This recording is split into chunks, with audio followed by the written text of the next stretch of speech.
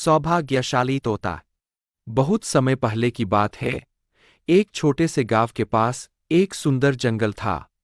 उस जंगल में तरह तरह के पक्षी और जानवर रहते थे। उन्हीं पक्षियों में एक अनोखा तोता भी रहता था, जिसका नाम चिरकू था। चिरकू को लोग सौभाग्यशाली तोता के नाम से जानते थे, क्योंकि जहां भी वह जाता, वहां कोई न कोई चमत्कार हो जाता या किसी की किस्मत बदल जाती। गांव के लोग मानते थे कि अगर चिरकू उनके घर आ जाए, तो उनके जीवन में सुख और समृद्धि आ जाती है। चिरकू हमेशा खुश रहता और अपनी मधुर आवाज में गाने गाता। लोग उसे फल और अनाज खिलाते और उसकी भलाई की कामना करते थे। चिरकू भी गांव के लोगों से बहुत प्यार करता था और जहां भी जाता, खुशियां बांटता। एक दिन गांव में एक गरीब किसान, जिसका नाम रघु था, बहुत परेशान था। उसकी फसलें बर्बाद हो गई थीं और उसके पास खाने को भी कुछ नहीं था। वह दिन-रात मेहनत करता, लेकिन किस्मत उसका साथ नहीं दे रही थी। एक दिन रघु ने गांव के लोगों से चिरकू के बारे में सुना और सोचा कि शायद यह सौभाग्यशाली तोता उसकी भी मदद कर सकता है। रघु ने तय किया कि वह चिरकू से मिलकर अपनी किस्मत बदलने की विनती करेगा। अगले दिन वह जंगल की ओर चल पड़ा और चिरकू को खोजने लगा। बहुत ढूंढने के बाद उसे चिरकू एक पेड़ की डाल पर बैठे हुए मिला। रघु ने बड़े ही आदर के साथ कहा।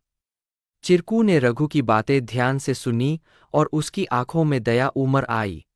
चिरकू ने अपनी चोंच में एक छोटी सी चमकती हुई पत्ती उठाई और रघु को देते हुए कहा, यह जादुई पत्ती है।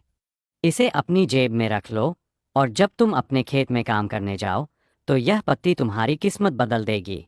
रघु ने धन्यवाद कहा और वह पत्ती लेकर अपने घर लौट आया। अगले दिन वह अपने खेत में काम करने के लिए गया। जैसे ही उसने खेत में जुताई शुरू की, अचानक से बारिश होने लगी। उसकी सूखी जमीन हरी भरी हो गई और थोड़े ही समय में उसकी फसलें लहलहा उठीं। रघु की मेहनत सफल हुई और उसकी किस्मत सच में बदल गई। अब रघु के पास भरपूर अनाज था और वह फिर से खुशहाल जीवन जीने लगा। उसने गांव के लोगों को चिरकू की बुद्धिमानी और उसके द्वारा दी गई जादुई पत्ती के बारे में बताया।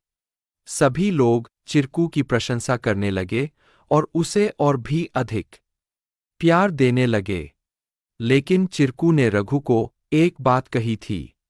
याद रखना, यह पत्ती सिर्फ तुम्हारी मेहनत का साथ देगी। अगर तुम मेहनत करना छोड़ दोगे, तो यह भी अपना जादू खो देगी। रघु ने चिरकू की बात समझ ली और कड़ी मेहनत जारी रखी। धीरे धीरे उसकी स्थिति पहले से बहुत बेहतर हो गई।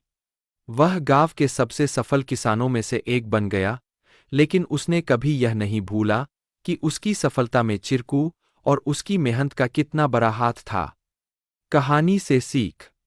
इस कहानी से हमें यह सीख मिलती है कि किस्मत भी उन्हीं का साथ देती है, जो खुद मेहनत